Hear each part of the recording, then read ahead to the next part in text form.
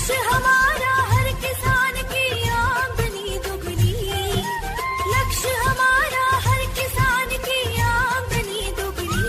ऐसी नई नई तरकीबें अब हमको है चुननी।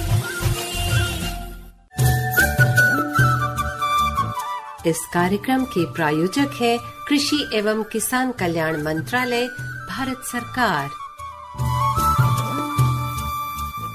आकाशवाणी का FM गोल्ड चैनल 100.1 मेगाहर्ट्ज के साथ आप जुड़े हैं कार्यक्रम किसान की बात लेकर। हाजिर हैं हम। आज मैं हूं आपके साथ आरती और मैं हूं अमित तेवतिया। जी, हम दोनों का ही प्यार भरा नमस्कार स्वीकार करें आप। और आज ये कार्यक्रम आप सुन रहे हैं रेडियो पर। जी, आज क्या मतलब हर रोज ही आप रेडियो पर सुनते हैं, और ये क्यों बताया हमने अमित?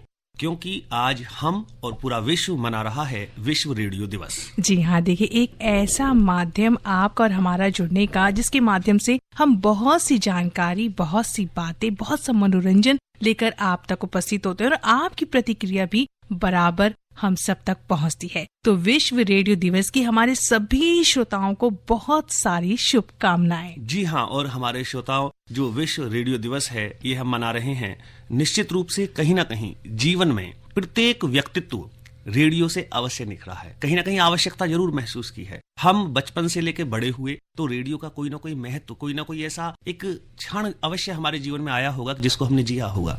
आज हम उसे याद करते हैं और कोशिश करते हैं कि रेडियो के माध्यम से ऐसे लोगों की जिंदगी जिनकी सवरी है, जिन्हें अवसर मिले हैं, जिनका एक मुकाम पर पहुंचे हैं, मंजिल में पहुंचने तक रेडियो की बहुत बड़ी भूमिका रही हो, निश्चित रूप से उनकी लाइफ में ये दिन बहुत अहम है। जी हाँ, बिल्कुल। और देखिए, अगर बात सिर्फ किसी के, आपने जैसे कि कहीं पहुंचे, उन तक बहुत जरूरी है कि वो आज के दिवस को मना रहे हैं, लेकिन कुछ ऐसे भी लोग हैं जिनका कहीं ना कहीं हम कहें काम कर रहे हैं कुछ भी, तो उनका जो मनोरंजन का साधन होता है ना, क्योंकि काम करते समय आप टीवी नहीं देख सकते, आप कुछ और कहीं उलझ नहीं सकते हैं, तो रेडियो चला लिया, आपने अपना काम कर रहे हैं, तो वो एक बहुत मनोरंजन का साधन हो जाता है। थोड़ी जो स्ट्रेस जो है वो कहीं ना कहीं कम हो जाता है, तो बहुत काम आता है हमारा ये छोटा पॉकेट वाला रेडियो। आपका इशारा बिल्कुल ठीक है, क्योंकि कई बार निराशा में आशा का दीपक जलाया है रेडियो ने। बिल्कुल, कई जगह नाउम्मीदों को उम्मीद किया है रेडियो ने। और जब आवश्यकता होती है देश के संबोधन की, किसी बात को प्रत्येक नागरिक तक पहुंचाने की, तो हम सहारा लेते हैं रेडियो। बिल्कुल, और सुनते सुनते कई बार हमारे मन की बात कहीं रेडियो पर ही आ जाती है। अरे यही तो हम सोच रहे थे, यही तो हम चाह रहे थे। तो बहुत कुछ इस रेडियो ने अपने में समेटा है, जो हम सब तक पहुंचाया है कहीं ना कहीं। तो आज हमारे साथ जो हम विषय लाए हैं वो तो हम आपको बताएंगे ही, लेकिन पहले हम तारुफ कराते हैं आप सभी से हमारे विशेषज्ञ का, जो कि हैं डॉक्टर BS तोमर जी। अध्यक्ष हैं ये शासकीय विज्ञान संभाग, भारतीय कृषि अनुसंधान संस्थान, पूसा, नई दिल्ली में। डॉक्टर साहब, आपका बहुत बहुत स्वागत है। नमस्कार आरती जी, आज के विश्व रेडियो दिवस के अवसर पे इस कार्यक्रम में आमंत्रित किया, आपके लिए आपका और ऑल इंडिया रेडियो का बहुत बहुत धन्यवाद और आभार। जी, और देखिए डॉक्टर साहब, हमने विषय बताने से पहले अमित, हमने डॉक्टर साहब का जो इंट्रोडक्शन है इसलिए कराया क्योंकि हम जानते हैं कि डॉक्टर साहब, तो क्यों ना उनके विचार भी जाने जाए कि आप कब से रेडियो से जुड़कर, आपको एक श्रोता के तौर पर क्या लगता है रेडियो को लेकर? रेडियो के साथ मेरा जुड़ाव बहुत पुराना है, या मैं बताऊं समय के अनुरूप में बताऊं, जब मैं BSCAG फर्स्ट ईयर में था 80-81 में, तब हम रेडियो को सुनते थे शाम के समय। उसमें एक कार्यक्रम आता था और हमारे घर परिवार में सारे लोग, हमारे ताऊ, माँ, भाई बहन, पास पास के पड़ोसी लोग हमारे घर पे बैठ के रेडियो सुनते थे और उसमें कृषि कार्यक्रम को सुनते थे। और एक विशेष बात मैं कहना चाहता हूँ, जब हम कृषि में स्नातक पढ़ रहे थे तब एक 5 मिनट का कार्यक्रम आता था, मुंशी भाई जी उसको प्रस्तुत किया करते थे। एक दिन नया विषय लेके आते थे, खरपतवार नियंत्रण, कीट नियंत्रण, समेकित नियंत्रण, किस्मों का विकास आदि आदि पे। हम उसको बहुत समय से उठ के सुबह, वो 5 मिनट का जो कार्यक्रम होता था वो शायद 5:45 पे आता था जी, सुबह के नाम से, कृषि के नाम से मुंशी भाई उसको अक्सर प्रस्तुत किया करते थे। और मैं धन्यवाद करना चाहता हूँ ऑल इंडिया रेडियो का कि उसके माध्यम से हमने कृषि के जो विकास की बहुत सारी जानकारियां हमको अपने घर बैठे मिलती थी, और उसका परिणाम हुआ कि हमारा कृषि के प्रति बहुत रुचि बढ़ती चली गई। और फिर हम ग्रेजुएशन करने के बाद स्नातकोत्तर शिक्षा प्राप्त की और यहाँ दिल्ली में पूसा संस्थान के अंदर PhD करके कृषि के क्षेत्र में वैज्ञानिक के रूप में चयन हुआ। 92-93 मुझे सही याद है कि पहली बार मुझे ऑल इंडिया रेडियो में, जब पुरानी बिल्डिंग होती थी सिंगल स्टोरी कॉर्नर पे होती थी, वहाँ पे होते थे हमारे रामफल भाई। तो रामफल जी से हमें आमंत्रित होने का मौका मिला कि एक कोलोकेशिया और अरबी के ऊपर आपको वार्ता प्रस्तुत करनी है। तो हमने उसको बहुत सहर्ष स्वीकार किया और उसके बाद हम यहाँ आए। तब परिपाटी थी कि हम लोग अपना 2-3 पेज का प्रमुख कार्यक्रम लिख के लेके आते थे और उसको हम उसका वाचन करते थे।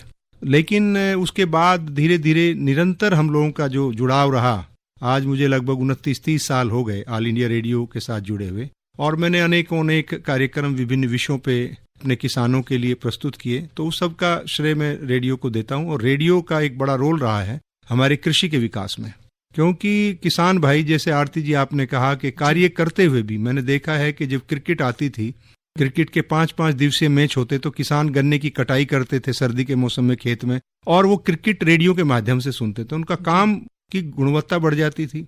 और आज के शहरी परिवेश में भी मैं देखता हूँ कि लोग रेडियो के माध्यम से आज बहुत, क्योंकि एकाकी परिवार हो गए और हमारे इच्छाएं बहुत अनंत हो गई, उनकी पूर्ति न होने के कारण या किसी वजह से हमारे मन में एक निराशा अवसाद की भावना पैदा होती है। तो उसके लिए मैं देखता हूँ बहुत सारी गृहिणियां और लोग उसको रेडियो को आज भी एक विकल्प के रूप में सुनते हैं कि हम पुराने उससे म्यूजिक सुनते हैं। अनेक कार्यक्रम जो आज प्रस्तुत होते हैं कृषि के ऊपर और दूसरे बहुत सारे क्षेत्र हैं, चाहे हमारे समाचार हैं या हम बीबीसी भी सुनते थे जी। बचपन में हम 9वीं-10वीं में बीबीसी एक समाचार का माध्यम था, तो उसको ग्रामीण क्षेत्रों में लोग रेडियो के माध्यम से उसको भी सुनते। तो रेडियो का अपने समाज के विकास में, देश के विकास में और कृषि के विकास में विशेषकर बहुत महत्वपूर्ण योगदान रहा है। और हम अपने कृषकों के तरफ से ऑल इंडिया रेडियो के बहुत आभारी हैं कि इसके माध्यम से हम लोग आकर के अपने विभिन्न वैज्ञानिक आधारित जानकारियां किसानों तक देकर के कृषि को समृद्ध करने, किसानों की आमदनी बढ़ाने में और उनकी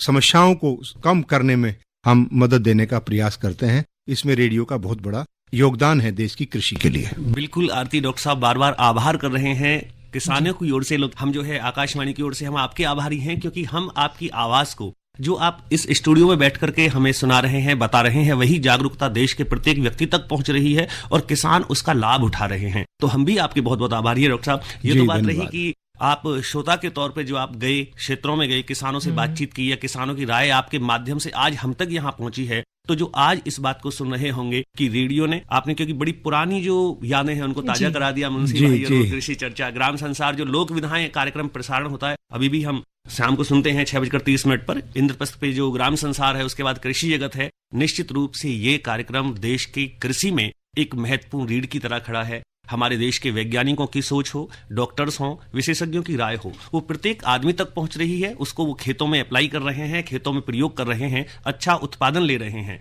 यही हमारी आशा है, उम्मीद है कि भविष्य में हम इसी प्रकार कंधे से कंधा मिलाकर प्रत्येक एक नागरिक का साथ दें।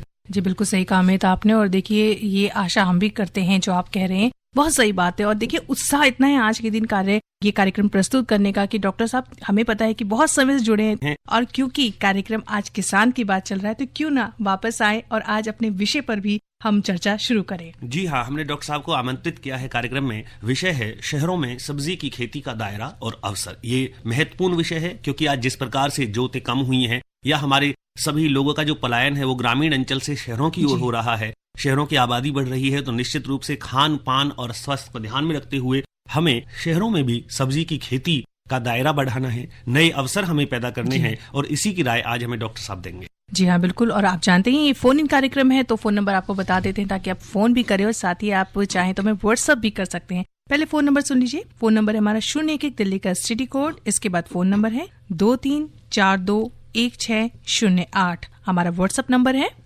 9868868753। जी हाँ, आप व्हाट्सएप के माध्यम से भी यदि आपकी कोई समस्या है कृषि संबंधी या हमारे विषय से संबंधी कुछ भी आप जानकारी लेना चाहते हैं, आप व्हाट्सएप संदेश कर सकते हैं, या जो भी आरती ने बताया उस नंबर पे आप हमें कॉल कर सकते हैं। और आपका जवाब देने के लिए हमारे साथ विशेषज्ञ हैं डॉक्टर BS तोमर। जी हाँ बिल्कुल। और जब तक आपके प्रश्न आते हैं हम क्यों ना डॉक्टर से बात शुरू कर दे। और डॉक्टर साहब, जैसे कि आज हमारा विषय है शहरों में सब्जी की खेती का दायरा और अवसर। सबसे पहले जब शहरों में खेती की बात आती है तो दिमाग में यही आता है कि खेती, क्योंकि किसान सब हमें कहीं ना कहीं एक बनी हुई है, खाका बना हुआ है। लेकिन जब शहरों में बात करते हैं तो वो जमीन हमें उतनी दिखती नहीं कि जहाँ पे खेती खुलकर की जा सके। तो ऐसी स्थिति में आप क्या कहना चाहेंगे कि शहरों में खेती से क्या अर्थ है? निश्चित रूप से ये जो आज का विषय है ये महत्वपूर्ण है, क्योंकि हमें थोड़ा सा संक्षेप में मैं इसकी पृष्ठभूमि में जाना चाहूँगा। हमारा देश एक विश्व का बहुत बड़ा देश है जी। और हमारी जो आबादी है वो भी हम नंबर 2 पे आते हैं, और सब्जी उत्पादन में भी हम विश्व में दूसरे नंबर पे आते हैं।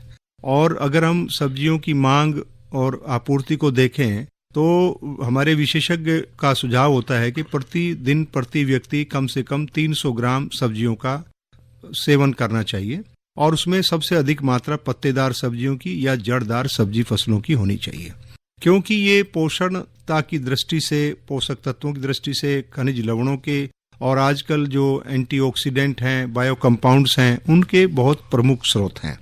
और जिस प्रकार से हमारे देश में आबादी का पलायन ग्रामीण क्षेत्रों से शहरी क्षेत्रों में हो रहा है, शहरों का आकार बढ़ रहा है, आप देश के किसी भी हिस्से में चले जाएं, आप शहरों को बढ़ते हुए देख सकते हैं, और ग्रामीण क्षेत्रों में आबादी धीरे धीरे कम हो रही है। और ऐसा अनुमान है कि 2050 तक जो आज की स्थिति है वो 2050 में उल्टी हो जाएगी कि अधिकांश लोग शहरों में होंगे और कम लोग ग्रामीण क्षेत्रों में होंगे। तो ऐसे में फलों की, सब्जियों की मांग, दूध की, अंडे की, मांस की, कृषि उत्पादों की मांग बढ़ना स्वाभाविक है जी। और आज के परिवेश में अगर हम बात करते हैं तो हमारी एक पृष्ठभूमि है कि हमारी आज की वर्तमान स्थिति क्या है। शहरी क्षेत्रों में जैसे आपने कहा कि जब खेती की बात करते हैं, सब्जियों की बात करते हैं तो बड़े खेतों की बात मन में आती है। ऐसा नहीं है, आज भी दिल्ली के अंदर इतनी बहुत सारी इकाइयां हैं और बहुत सारी जो है हमारी इंद्रप्रस्था एग्री ऑर्टी सोसाइटी है, मैं कल ही उसमें गया था। अभी all India kitchen garden association है जिसका 18-19 में फ्लावर एंड वेजिटेबल शो लग रहा है, तो उनके अंदर अनेक सदस्य हैं। चाहे आप नोएडा में जाइए, नोएडा हॉर्टिकल्चर सोसाइटी, गाजियाबाद में जाइए, गाजियाबाद हॉर्टिकल्चर सोसाइटी, गुड़गांव में जाइए, मेरठ में जाइए, या आसपास के कहीं भी जो विकसित जनपद हैं या छोटे शहर हैं, वहां पे भी आज इस तरह की इकाइयों का विकास हुआ है। और उसमें बहुत सारे लोग ताजी सब्जियां अपने, जिनके पास जमीन है, किचन गार्डन के रूप में, और जिनके पास जमीन नहीं है वो गमलों के रूप में, छत के ऊपर या बालकनी में उसको अपनाने का प्रयास कर रहे हैं। उसमें जो चुनौतियां आती हैं कि हमारे जो उगाने के लिए आपको मिट्टी की आवश्यकता है, आपको उर्वरकों की आवश्यकता है, आपको आजकल ऑर्गेनिक की बात करते हैं तो आपको केक की बात आवश्यकता पड़ती है, या नीम की खली है, वर्मी कंपोस्ट है, इस तरह की मतलब जो आवश्यकताएं बड़ी हैं। तो ये एक शहरी क्षेत्रों में इनकी एक चुनौती है, क्योंकि जो लोग करना चाहते हैं, कर रहे हैं, उनके सामने कठिनाई होती है कि जितनी थोड़ी मात्रा में उनको आवश्यकता होती है उतनी मिल नहीं पाती। तो डॉक्टर साहब, ये चुनौतियां किस तरह से हल होगी इस बारे में बात करेंगे, लेकिन एक कॉलर बहुत देर से इंतजार कर रहे हैं, वो जान लेते हैं। नमस्कार जी, बब्बन यादव जी। बब्बन जी, सवाल पूछिए अपना, स्वागत कार्यक्रम में आपका। डॉक्टर साहब से पूछना चाहता हूँ सवाल। मेरा ये तरबूज है, तरबूज 2 महीने करीब पेड़ हो गए हैं, तो उसमें माहू जैसा रोग लग रहा है, और डॉक्टर साहब बताना चाहेंगे क्या माहू के रोग लगे हैं, पेड़ जो है आगे बढ़ नहीं रहे हैं, मतलब कि विकास नहीं हो रहा। बिल्कुल निश्चित रूप से। आप कहाँ से बोल रहे हैं बब्बन जी?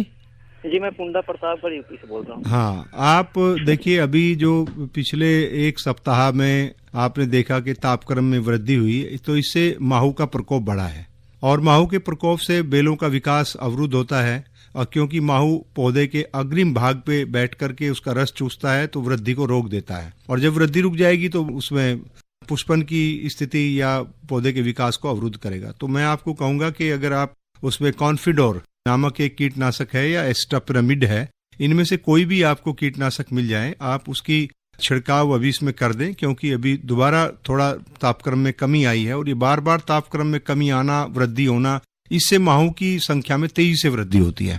इसलिए आपको इसका उपचार करना जरूरी है, तभी आपका तरबूज बेहतर होगा। जी डॉक्टर साहब, आपने बताया इन्हें। एक और कॉलर जुड़े हैं, उनसे भी बात कर लेते हैं। जी, स्वागत है किसान की बात कार्यक्रम में। कौन बोल रहे हैं? मैं लखनऊ से राजा बात कर रहा हूँ। हाँ राजा जी, अपना प्रश्न पूछें आप। बहुत अच्छा आज का विषय है। मैं ये जानना चाहूंगा कि मैं भी शहरी क्षेत्र में ही आता हूँ जी, लेकिन सर जैसे सब्जियों की बात ये हम जानना चाहेंगे कि जैसे शहरी क्षेत्र में हम लोगों के मकानों में जगह कम होती है, इतनी कम होने के कारण हम वहाँ पर सब्जियां उगाना बड़ा मुश्किल होता है। तो ये जानना चाहूंगा कौन कौन से आसान चीजें ऐसी हैं सब्जियों में जो उनको हम अपने जो है घर पे या मकान पे सब्जियों का जो है छोटी खेत बना के उनका जो है उपयोग मतलब पैदा कर सके। ये आपने बहुत ही अच्छा प्रश्न किया है और मैं आपको ये बताना चाहूंगा कि आप अपनी कम जगह में भी गमलों के अंदर या विभिन्न प्रकार के जो पुराने बैटरियां हैं उनको इस्तेमाल करते हुए, लकड़ी के फ्रेम हैं या आपकी टॉयलेट, आप घर रिनोवेट कराते हैं, टॉयलेट्स होती हैं, बेसिन्स होती हैं, वो आप फेंक देते हैं, उनको ना फेंक के आप उनको आकृति को इस्तेमाल करिए, उसके अंदर मिट्टी और उसका खाद का मिश्रण बना करके उसको आप रखिए। और मैं कहूंगा कि आप कौन सी सब्जियां उगाएं, तो आप पत्तेदार सब्जियां उगाएं। जैसे अभी गर्मी का मौसम होगा, आप चौलाई उगाएं, पालक उगाएं, आप जो है इसके अलावा धनिया उगाएं या आप पुदीना उगाएं या अरवी के पत्ते उगाएं या मिर्ची है, जो कम पौधे 2-3 गमलों में उगाने से ही आपके परिवार की मिर्ची की जो दैनिक मांग होती है वो पूरी हो सकती है। तो पत्तेदार सब्जियों को, और सर्दी के मौसम में तो बहुत सारी ऐसी सब्जियां हैं जिनको आप गमलों में, चाहे वो चना हो, साग सरसों हो, पालक हो, मूली हो, सलजम हो या आपका मेथी हो, कसूरी मेथी हो या विलायती पालक हो, ये सारी की सारी स्लैरी, पार्सले, इन सबको, लेट्यूस को आप बहुत ही सफलतापूर्वक गमलों में उगा सकते हैं। क्योंकि इनकी आपने अगर 2 गमलों में लेट्यूस उगा लिया सर्दी के मौसम में और उसके जैसे ही पत्ते तैयार हो जाते हैं, आप उनको पत्ते निकालते जाइए, घर में इस्तेमाल करते जाइए। पत्तेदार सब्जियां पोषण की दृष्टि से सबसे महत्वपूर्ण होती हैं, इसलिए हम शहरी उपभोक्ताओं को, ये जो किचन गार्डनिंग करने वाले लोग हैं, उनको हम प्रेरित करते हैं कि आप सबसे प्राथमिकता थोड़ी पत्तेदार सब्जियों को उगाइए। दूसरी हमारी जो बेहतर बात यह है, पत्तेदार सब्जियों को क्यों बोलते हैं, ये आयरन का और विटामिन ए का बहुत बड़ा स्रोत है, कैल्शियम मैग्नीशियम के अतिरिक्त। जैसे मैं धनिया की बात करूं, धनिया के अंदर आयरन बहुत अधिक मात्रा में है, पालक के अंदर है, बथुए के अंदर है। तो अगर हम प्रतिदिन इनका उपयोग करते हैं किसी न किसी रूप, चटनी के रूप में या गार्निशिंग के रूप में या किसी भी तरह से हम इनका इस्तेमाल करते हैं, तो हमारी जो दैनिक आयरन की रिक्वायरमेंट है शरीर की, उसकी आपूर्ति बहुत आसानी से संभव है। तो शहरी क्षेत्रों में अगर हमको कम जगह में भी उगाना है तो हमें प्राथमिकता से पत्तेदार, इनको उगाना भी आसान है, आप उगाएंगे निराश नहीं होंगे। और एक कहावत है कि सक्सेस ब्रीड सक्सेस, जब आप पहले प्रयास में सफल होंगे तो आप आगे बढ़ेंगे, अगर पहले प्रयास में विफल होगे तो आप दोबारा नहीं करेंगे। तो इसलिए हम ये कहते हैं कि आप पत्तेदार सब्जियों को प्राथमिकता से उगाइए, कम जगह है तब भी उगाइए और उसको अपने घर में इस्तेमाल करिए। आपके घर का वातावरण भी सुधरेगा और आपका पोषण का स्तर भी आपका मिलेगा, क्योंकि पत्तेदार सब्जियों को दूर जगह पे उगा करके उनको लाने में, उनके गुणवत्ता में कमी आ जाती है। तो ये बात हमको ध्यान रखनी है। जी डॉक्टर साहब, बहुत ही महत्वपूर्ण जानकारी आप साझा कर रहे हैं हमारे सभी श्रोताओं के साथ। कार्यक्रम किसान की बात में आज बात हो रही है शहरों में सब्जी की खेती का दायरा और अवसर। एक बार फोन नंबर वापस से जल्दी से आपको बता देते हैं ताकि आप कॉल कर सके, क्योंकि फोन इन प्रोग्राम है ये भाई।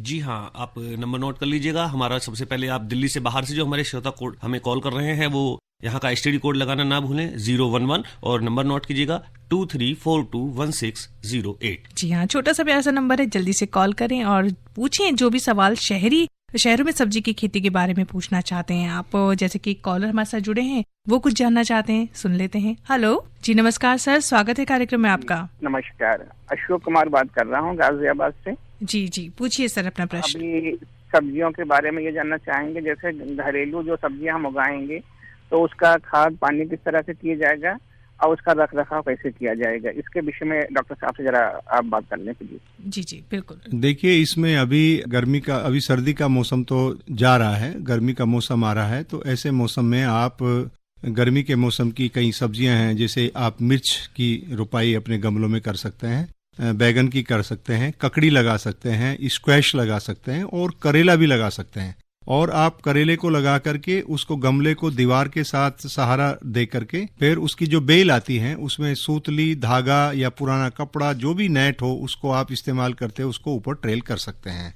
तो ये तो रहेंगी आपकी फसलों की ऑप्शंस। इसके अलावा कैसे करना है, आप अगर आपके पास क्यारी हैं तो क्यारियों में सीधे बिजाई कर सकते हैं, अगर क्यारियां नहीं है तो आप गमलों में उगा सकते हैं, और अगर गमले भी नहीं है तो छत, आपके पास बालकनी है उसमें या छत के ऊपर आप गमलों को रख लें और उनके अंदर मिट्टी आधा भाग होगी, उसके बाद गोबर की खाद होगी, 30% खली होगी और दूसरे आपके जो है नीम की खली है या हड्डी का चूरा है, जो भी आपकी रुचि है, ऑर्गेनिक करना है या इनऑर्गेनिक करना है, उस हिसाब से आप मिश्रण बना करके गमलों को भर लें। और गमले जब भरते हैं तो एक बात ध्यान रखना है आपको, नीचे उसमें कुछ कंकड़ पत्थर पेबल्स रख दे ताकि उसमें एक्सिस पानी ड्रेन हो जाए। और उसकी ऊंचाई जो है, जो जहां तक वो उसका रिल होता है, गला होता है गमले का, उससे नीचे तक भरना चाहिए। कई बार हम देखते हैं कि कई लोग उसको पूरा भर देते तो फिर पानी देने की जगह नहीं बचती, या दोबारा उसमें मैन्योरिंग करना है, गोबर की खाद देनी है, वर्मी कंपोस्ट देना है या निराई गुड़ाई करनी है, और जब आप पानी देते हैं तो मिट्टी आपके फ्लोर को खराब कर देती है, कारपेट को खराब कर देती है। तो ऐसी छोटी छोटी सावधानियां आपको रखनी है। जी डॉक्टर साहब, एक और कॉलर जुड़े हैं, पूछ लेते हैं वो भी क्या पूछना चाहते हैं आपसे, जान लेते हैं। हेलो जी, नमस्कार सर। नमस्कार जी मैं आरिफ सिद्दीकी सीतापुर उत्तर प्रदेश यूपी से बोल रहा हूँ। पूछिए अपना प्रश्न सर। जी मैं ये जानना चाह रहा था जी, जैसे कि आजकल खरबूजे तरबूज की बेलें जो लगेंगी वो किस सीजन में लगाई जाएंगी जी? देखिए, अगर सिद्दीकी साहब आपने पौधे तैयार कर लिए हैं तो अभी 1 हफ्ते के अंदर आप उनकी रोपाई कर सकते हैं। ये हम अक्सर कहते हैं कि 15 फरवरी के बाद उत्तर भारत के मैदानी क्षेत्रों में पाला गिरने की संभावना बिल्कुल ना के बराबर हो जाती है। तो ऐसे में अगर आपने सॉइललेस मीडिया में या उसमें अपनी पॉली हाउसेज के अंदर पौध तैयार कर रखी है तो 15 से 20 फरवरी के आसपास आप इनकी रोपाई कर सकते हैं। अगर आपने पौध तैयार नहीं किए हैं तो बिजाई करने के लिए आपको 1 हफ्ता 10 दिन इंतजार करना पड़ेगा, क्योंकि बीजों के जमाव के लिए इसमें 25 डिग्री ±2 डिग्री टेम्परेचर की आवश्यकता होती है, और अभी तापक्रम उतना अवस्था प्राप्त नहीं किया है कि जिसपे सीधे बीजों का जमाव अभी संभव। 25 फरवरी के बाद आप अपने लौकी है या तुरई है या खरबूजा है, इन सब की बिजाई आप सीधे क्यारियों में या खेत में कर सकते हैं। जी डॉक्टर साहब जी, शुरुआत में बात हो रही थी कि जब गमले में खेती की जाती है या शहरों में खेती की जाती है, क्योंकि छोटे स्तर पर करते हैं कई लोग तो दिक्कतें आती हैं, कुछ चुनौतियों का सामना करना पड़ता है, तो आप उस विषय में बताएं, क्योंकि आप बता रहे थे बीच में कॉलर आ गए थे। मैं ये महसूस करता हूँ क्योंकि मेरा बहुत लंबा एसोसिएशन रहा है किचन गार्डन एक्टिविटी के साथ दिल्ली के अंदर और आसपास के क्षेत्रों में, तो मैं उनके जितने भी हमारे किचन गार्डन को अपनाने वाले लोग हैं उनके सामने एक तो होती है कि मिट्टी नहीं मिलती, मिट्टी मिलती है वो पीली होती है, उसमें कोई ऑर्गेनिक तत्व नहीं होता, ये चुनौती है। दूसरा जो है उनको हम कहते हैं गोबर की खाद मिलाइए या वर्मी कंपोस्ट मिलाइए, वो भी उपलब्ध नहीं हो पाता। तीसरा जो है उनको कहते हैं कि भाई आप दूसरे जो हमारे खरपत ये हैं उर्वरक हैं, यूरिया है, डीएपी है, एमओपी है या सूक्ष्म तत्व हैं, इनका इस्तेमाल करें। तो किचन गार्डन वाले के पास वो स्कोप नहीं होता कि वो 1 कट्टा यूरिया का ले ले, उसको तो 100 ग्राम यूरिया चाहिए।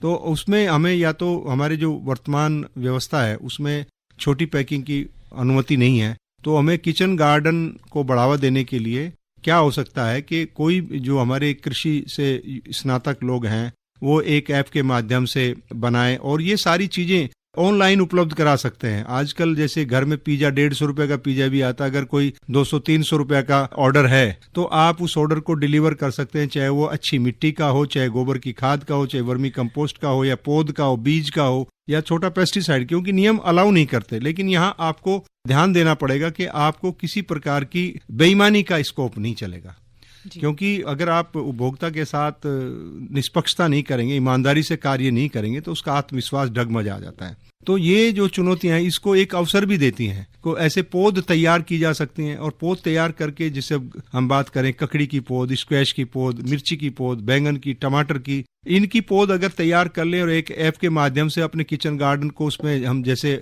यूट्यूब चैनल है ऐसे पर डालें और उनको पैक करके उपलब्ध कराएं, डिलीवरी मैकेनिज्म डेवलप करें, तो इससे मुझे लगता है कि नए रोजगार के अवसर होंगे, चाहे वो सीड के माध्यम से हो, चाहे सीडलिंग के माध्यम से हो, चाहे कीटनाशकों के माध्यम से हो, या सोयलेस की बात करते हैं, या आजकल नई बातें आती हैं कि भाई शहरी क्षेत्रों के आसपास में सब्जियों की जैसे मांग बढ़ी तो हम कहते हैं भाई संरक्षित खेती को बढ़ावा देने की आवश्यकता है। तो नए क्षेत्र हुए हैं, दिल्ली में ही मैं कई किसानों को जानता हूं जिन्होंने पॉली हाउस बनाए हैं, उसमें सब्जियां तैयार करके उपलब्ध करा रहे हैं आजादपुर मंडी में, या स्ट्रॉबेरी की खेती कर रहे हैं 10-10, 15-15 एकड़ में दिल्ली के अंदर ही। तो ये एक मतलब हमारी आवश्यकता भी है, और उसे हम गुणवत्ता के साथ अगर उसको उपलब्ध करा दे उपभोक्ता को तो वो एक बेहतर सेवा हो सकती है और बेहतर उनसे पोषण संभव है।